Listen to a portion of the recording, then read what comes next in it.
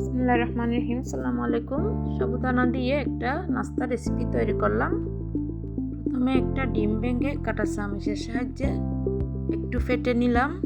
আগে থেকে কিছুক্ষণ ভিজিয়ে সাবুদানাগুলো একটা স্টিনারে পানি ঝরে বাটিতে নিয়ে নিলাম। তারপর 3 চামচ চালের গুঁড়া, 1 চামচ চিনির পরিমাণ বাড়িয়ে কমিয়ে নিতে পারেন। আমি কম খাই তাই 1 চামচই দিলাম। আর 2 চামচ গুঁড়ো দুধ, পরিমাণ মতো লবণ। আবারও মিক্স করে 1 চামচ কর্নফ্লাওয়ার দিয়ে দিলাম।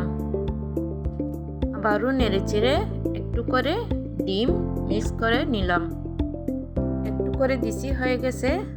বাকি ডিম ফেটাগুলো রেখে দিলাম। তারপর একটা একটা করে তেলের মধ্যে ছেড়ে দিলাম। অল্প আছে কিছুক্ষণ তেলের মধ্যে নেড়েচেড়ে একটু ব্রাউন কালার হলে সবগুলো একসাথে নিয়ে নিলাম।